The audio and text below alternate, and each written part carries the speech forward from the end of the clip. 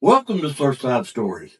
Today I have here in the studio with me one of the best female singers ever to come into the beach music. 12 times female vocalist of the year. And if you've heard her sing, you know what I'm talking about. Wonderful voice, wonderful talent, wonderful feeling for the song. And I can't say enough except we know who you are now, Rhonda, but we don't know who you used to be. Tell us about the first time you ever sang a song and where you were, and let's talk about how that developed through your life. You take it and run with it.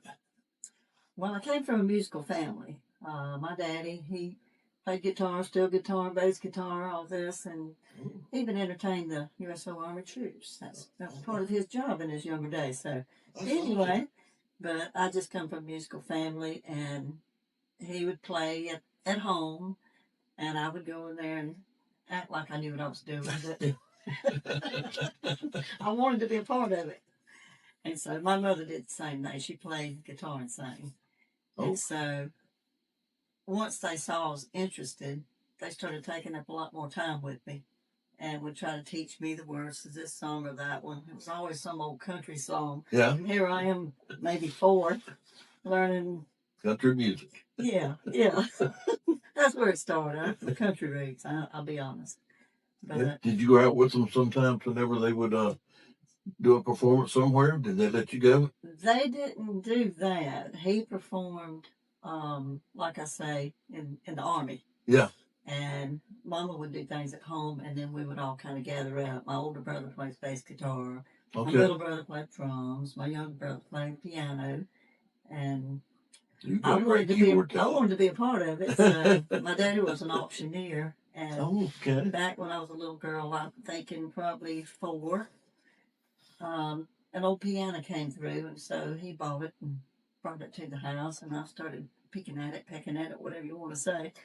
But I think he was impressed that I could kind of hear a little tune of some sort and put it together.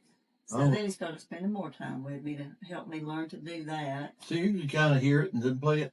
I play by ear. Kind of pick it out? Everybody in the family plays by ear. Oh, okay. So, that's great talent. It's been fun because, I've been doing that. Like I said, I was a little girl. And my daddy, he used to MC and entertain at the CB jamborees. Okay. Can you remember what that is? I've heard remember that. CB Yes. radios yes. And things like that. Well, being a veteran, I respect what he did for the USOs too. Yes. But he would do those things with the CB jamborees, traveling all around. And at some point, he decided he was going to call me up there on stage. Well, I'm scared to death.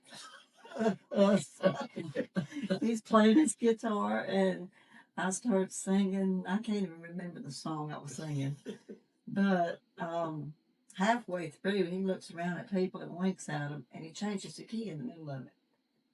Somehow I followed right along with him. And so that's kind of how the first time got started. You did your first modulation with no warning. I did. I had no idea what he was about to do. He was just looking at the people and trying to let them know he's going to do something. But now, I was impressed. How old were you then? I would say probably four-ish. Four-ish? Four-ish. Okay. But, just little kid voice, just trying to do what Daddy does. Yeah. So, but after that's awesome. I love that. He would start. We went to a lot of these things, the CB Jamboree. So it got to where people wanted him to bring me up because we were just having fun, daddy-daughter thing. And my first few years was pretty much doing that. And then when I got into school, I eventually started getting into the talent shows. Okay. And so I was fortunate I won two of them. So. I was going to ask you that. Tell me about the talent shows. You remember any of the songs that you did, and perhaps one of them maybe? I'm embarrassed to say. I tried to think about that, and I'm like, it's been a long time ago. I understand that. It's been quite a few weeks ago. I understand that. Yeah. One of them was for singing, and one was for playing the piano. Oh. Okay. So that was the only two I think that I really got interested in, and It was at church. But you want a talent for each one of your skills, then? I did. Oh, that's great. Shot me. That's awesome. Okay. Then I started getting the fever, I want to do more of this. And I don't know. We started a little garage band in high school. I think I was maybe 14. Okay. 13, 14, I don't know. Yeah. And when I say that, we were kind of playing around with it from junior high to high school. We started just a little, and we started in a basement, actually. Some friends of mine that their family let us use the basement because two of the musicians, their family was full of musicians, but two of them wanted to start a band. And so how many did you have in that first band? There was 5 of us. 5, okay. Mm-hmm. And matter of fact, I don't know if you know DJ Pat Patterson. Yes. He was the drummer. Really? Back in the day. We started young. I just did a post last night for there was Pat Patterson in it that I'm putting out later today. Mm-hmm. I mean, he's had a great career and it's been great. I can't believe you started out with Pat, him playing the drums. I sure did. And he was good at it. Oh, good. I have to give Pat lots of credit for what I'm doing because I'm jumping ahead quite a bit, but I was playing around with the song. We can move around anywhere you want. Somebody recorded it, and then it got passed on to Pat, and Pat's the first person that ever played any of my music on the radio. Really? So he had quite a career there, doesn't he?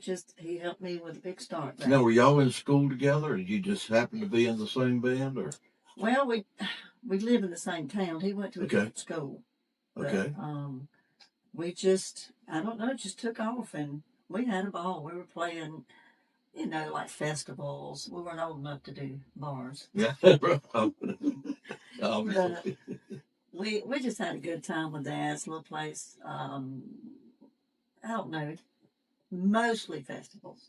Okay. But then people started asking us to do things like there's a place called John Dollar House School in McCormick County. I'm from McCormick, South Carolina. Okay. And it was a school for troubled kids or people, just, I don't know how to explain. Challenged. Yes, yes. And so they started asking us, after hearing us at the festival, to come in and do some things at their school to entertain the other kids. So we had a blast with that. So you were setting an example of what they could achieve that's great. I love that. We had a good time doing that. A lot of more kids need that.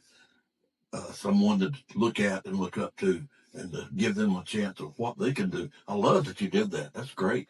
We did. It's kind of funny. You go to school the next day and you're right in the class with the rest of them and they're just talking about how much fun they had with the band. So fortunately, we got called back a few times and that was just,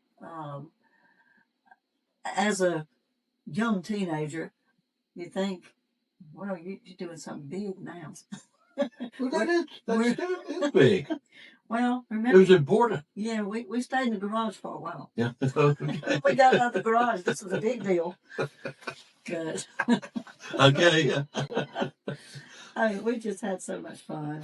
And I don't know, after all that, how as you grow, you start hearing other music and different people. And so I ended up going with another band called Alibi, and we did country, southern rock, just that kind of stuff. And by then, I was old enough really to get in the bar. Okay. Played a lot with these guys, and then I got with a group out of Greenwood, South Carolina called Amarillo, and I don't know, we just had such a great sound together. And we had great harmonies, and people kept telling us this. About how long were you with the one before Amarillo? What was the name of it? Alibi. Alibi.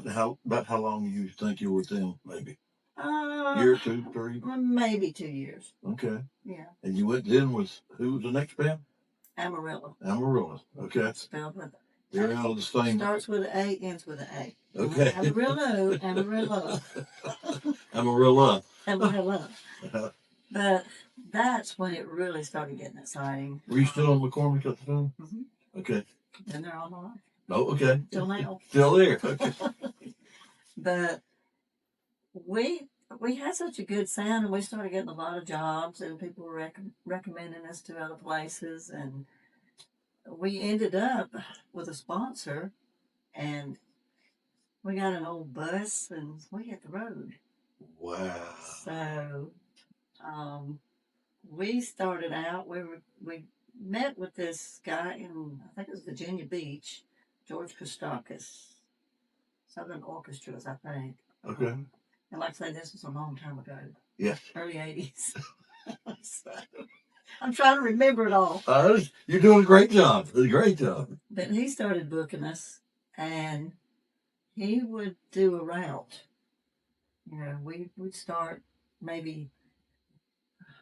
I remember we would go to Virginia Beach, Norfolk, Newport News, Colonial Heights. And a lot of people say they might have heard me in the past at the Interstate Ends, Colonial Heights. I guess it was Interstate Ends what it was. Yeah, Like okay, yeah, okay. So we'd stay the whole week.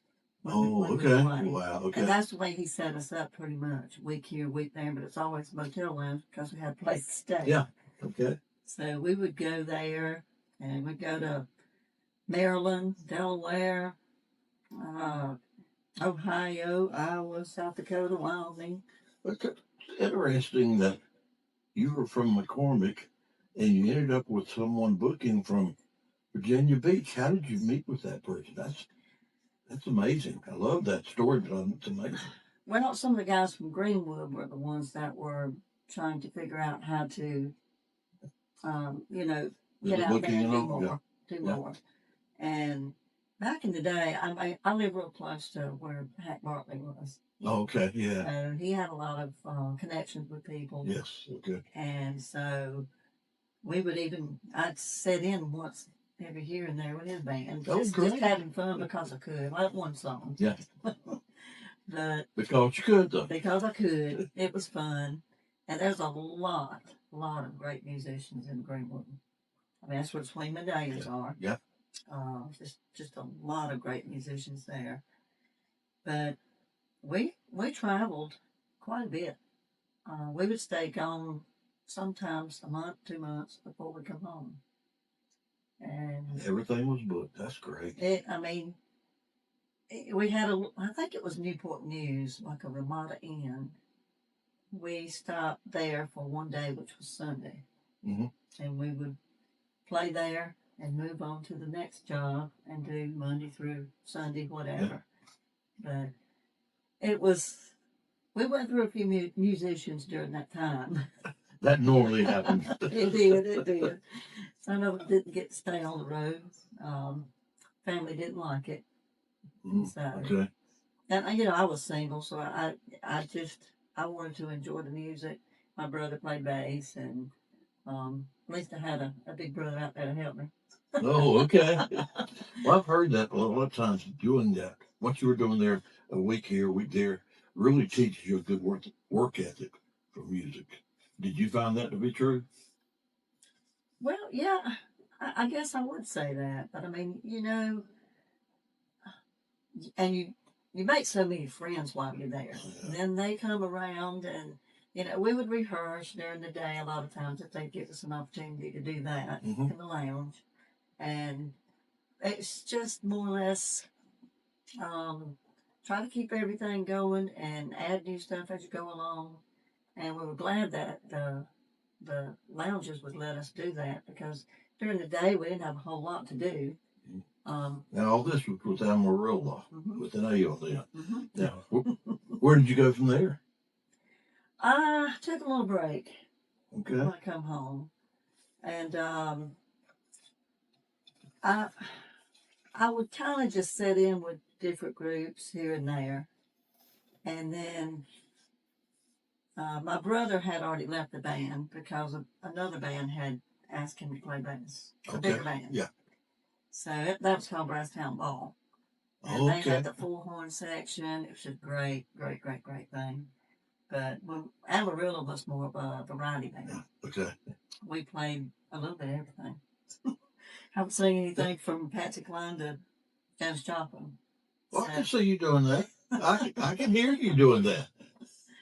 I'm happy to say that I actually liked for my music to sound different. I don't want everything to sound the same. I want to. That's a good goal. I want to do country. I want to do gospel. I want to do little Southern rock. Yeah. And I guess we wouldn't call Janis Joplin Southern rock. No, I don't think so. I didn't do the serious bang your head, but there's just a few that I liked, and I thought, I think I can do that. So okay. I would try it. I still sing the Janis Joplin to this day, but we also did a recording of it that you could shag to. It's kind of like a bop shag. Really? So I got two versions of that. Really? Wow. I didn't realize that. But anyway, the girl that was in Brasstown Mall, she was needing to lead the band. I was a little nervous because my brother and all of them asked if I would come and fill in till I could find somebody. Okay. So I did. And I know I won't say this right, but my first job was in, I think, Georgetown, South Carolina. Yeah. I don't know, it's D. Bordeaux, Debbie Dew, something like that. Had one of those fancy names. Yeah. And that was the first time that I had sang with the band other than a short rehearsal. And we had such a good time, and the girl decided she couldn't come back. So I stayed. So I started playing with Brasstown. That filling in turned into a long term. It did. Okay. It did. It did. I want to say I joined them, I think it was about 1990. And I stayed there for, I don't know. Well, we had a little incident in between. The guy that owned the band, Brasstown Ball, he was in an accident and he had a stroke. So we wanted to keep the band going. We just changed the name. So we went to Brasstown. And there again had my brother and just a lot of great musicians from Greenwood. They were fantastic, but there again, it's hard to name them because you had a group here and then one would drop out and another one would come in. So, but that's typical in the industry. It is. It is. And we traveled a little bit. We went to Florida. That's a little bit. All over Georgia. And we just went a different direction. Yeah. But the traveling to me was great. You know, we were in South Dakota.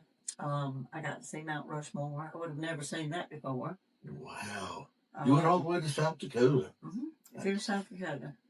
That's a pretty wide range for a South Carolina band. That was great. We played there for a week. They had it was a nightclub called Long Branch Saloon. Oh, okay. We played there for the week. They had a place upstairs that it was set up for bands, you know, a couple of rooms, couple of bathrooms, that kind of thing I think there was about 8 of us then. That sounds like a band place you'd be singing country. It was country Southern rock, more or less. Yeah, well, we even threw in a little top 40. Okay. Because we like to mix it up, and it just worked. We had, with different band members, they all come from a different background. So this one sings a lot of country. I sing some country, and I do. Well, at that time, I was doing more country. Yeah. but you inserted some Southern rock and. Mm-hmm. So, okay. We did. Were you still doing the Janis Joplin then? Yes. Were you? Yes, I did. And I'll do it to this day. So. I'd love to hear it. I'd love to hear that.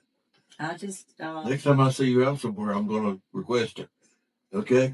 I'll do it. I promise. As long as I have music for it. Yeah. Well, that helps. Yes. It does help. Like I say, I put the upbeat version on one of my CDs, and it was probably one of the most requested ones I had. Really? Okay. And everybody wanted it because the Bob Shaggers and all, I was sending them all over the place. Yeah. Way out of state. Oh. The Shaggers, it even ended up there was a dance. It was a man and two ladies, and the dance was called "Double Your Pleasure." Yeah. You have to be careful. Yeah. Okay. Yes. I learned that the first time they told me to watch it. But it was amazing. They did a tandem dance, and if you look at it now and you go there, it's got millions of hits. Really? But I won't say it's because of the song I did. The dance was just so good, and they chose my song. I was thrilled to have that kind of exposure. That's Thrilled. Awesome. Yeah. And so I think they were from St. Louis, Missouri. Okay, for this word in this band, I want to hear how you got into this beach music world. Well, Hack Bartley. Okay. He asked me to come and do it. He and his son Jake said they would help me put together a little demo, and then he wanted to give it to his friend Keith Houston. Yep. I had no clue who Keith Houston was. You do now. I do now. You've done a lot in his studio. Yes, he's been very good to me through the years, and I've been with him pretty much throughout my beach music career. Okay. And I did get that song done, and it was kind of strange because we did a Walking After Midnight with the little horns and a little upbeat there. That's a climb. And we got that in there, and that's where it all started. I mean, Keith, he kind of helped me out. Do you remember about what years you started this? Yeah, my first time coming to SOS was 2002. Okay. I didn't have any music. Okay. I didn't know what SOS was. Okay. So I had friends from Augusta, Georgia that said, you need to come down there because they heard us play in Augusta, Georgia. And we played there a lot. But we came down and did that. And I've never missed one since 2002. And the only reason I missed it was COVID.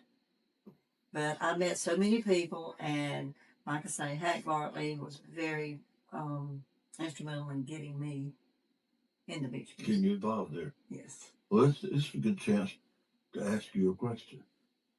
What is beach music? That's a hard one to answer. I was just so blown away at what I was seeing when I came, and the music. I thought it was the Beach Boys. I did. You found out? I thought that's what it was, and I was like, I like them, but I can't sing that.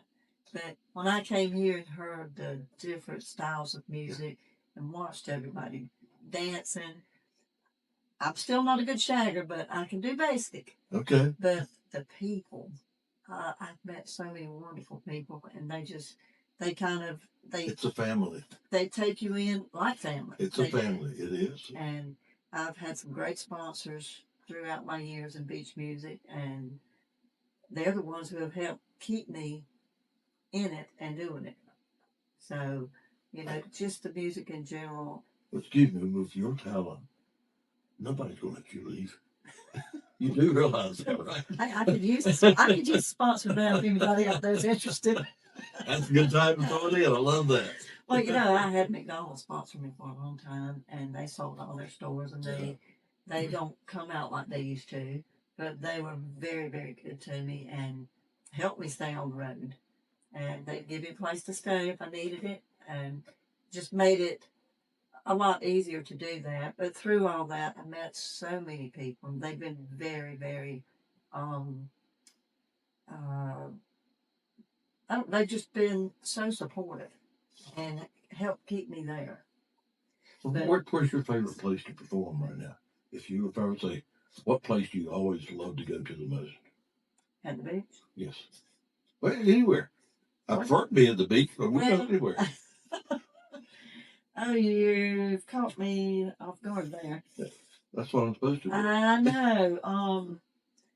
But there's no wrong answer. No, I just love to go. I love everything on Main Street. I do. I've seen you at every location. Yes. In North Myrtle Beach. I've loved it. And, one of my biggest songs really was Where the Boys Are, and I debuted it at Spanish Galleon. My first standing ovation. It was just amazing. I'm getting choked up on that one. Oh, well, I've heard you do that several times. It is. I kept wondering why they wanted me to do that song. I'm like, well, you can't shag to it. I thought you're supposed to be able to shag to everything. Well, then this was a McDonald's post, Okay. Wildy, Okay. and they sent me the movie. So just watch the movie. Oh. So I did, and I love the song. I mean, like I said, I grew up on country music. Yes.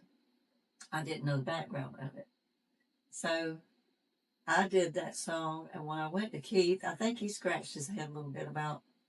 Not sure about this one, but we'll do it. And that was, I've worked with that Keith before too. It did very well. But he does such a great. It's the reason he's been 22 times engineer of the year. Yes, yes. Good reason for it. Like I said, he's been very good to me and all that. And I did leave out a little thing I wanted to put in. You got a couple minutes. We that's about all we got. Okay, a couple minutes. Yeah. But anyway, when I was in Amarillo, we ventured out to Nashville to do a little recording to see if we could get anywhere. And we did myself and Barry Hitt, he was one of the lead singers. We did somewhat of a country song. And, it was the first time. Yeah. But it was so much fun just going to Nashville and recording. And then we're invited to Fanfare and backstage Grand Ole Opry. Yeah. And I got an opportunity to meet Roy Acuff, Minnie Pearl, Grandpa Jones, all these people. All the big hits, so big guys. That was a big awesome. part of growing up and the travel. And for some reason that was... Well, that gives you incentive, doesn't it? Yes. To see someone that's been that successful. Yes.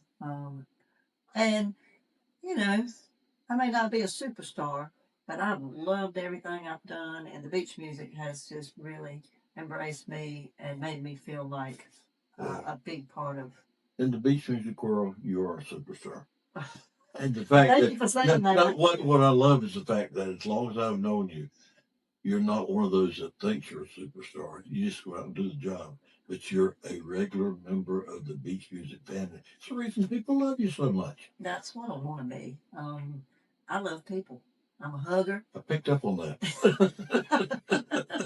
And I wouldn't be doing what I'm doing if they didn't help support it and help keep it going. So I want to speak to them. I want to know what they like the best, what would they like for me to try later. And, I get a lot of people that want you to try this song, do this song, whatever. And I'm at the point now, I want to try different things. I just want to... Well, you just came out with a new one, didn't you? A new CD, but the problem with that is people don't do CDs anymore. Yeah. So I think after this... But you've got a couple fairly new songs. I do. Have one, Sad Girl. It stayed on the charts for a while. May still be on some of them. And I've got one that it's on the chart now. I Can't Wait for the Weekend. The lyrics for that is just great for beach music. And then I have a song that's one that it wasn't Sylvia Jones Ritchie wrote it and you recorded it. Yeah, I did. Awesome. And I'm just tickled that they sent that one to me because it seems to fit the beach music, and people keep asking me to do it. And I was out the other night. Actually, I sang up at Castaway Keys with Jeff Jones. Jeff Jones. I missed that night. I'm usually there. I'm sorry. I saw the picture. That's my first night there, but it was fun. Oh my goodness! But I was also up at Decker's, and they a table of people said, "We love your new song. We just love it." And I was trying to think, okay, they couldn't tell me the name of it, so I wasn't sure. I said, "Sad Girl." No, not that one. I said, well, it's got to be Can't Wait for the Weekend. No, it's not that one. And I'm like, which one are you talking? Excuse me, which one are you talking about? And out of the blue, I have a song out now that's off the CD. It's called Little Black Dress. Totally different from what you used to hear me sing. Yeah. And everybody's talking about that. People like that different. They do. And I've heard you hit on that earlier. Comments. Yeah. So many comments. Yeah. If you hit on that earlier about doing something different. And I think that expresses exactly what you were looking to achieve. And I love the blues. Yeah. I like to experiment a little more with that. Yeah. And I'm looking forward to doing, I don't know, if I like the song, I'm going to try it. Well, We're going to look for you doing a lot more. Would you believe our time's already up? It flies when we're having fun. It did. I was nervous. But it's thank you for coming out. Thank you for having me. And I'm going to tell you, you have a lot of great supporters. Maybe the reason you 12 times female vocalist. It may also be the talent, but or the combination of the two. But thank you for coming out. We love what you're doing, and somewhere in the future we probably will need to get you back in here because I don't think we got all the stories. It's hard to tell it all. Time goes by too fast, folks.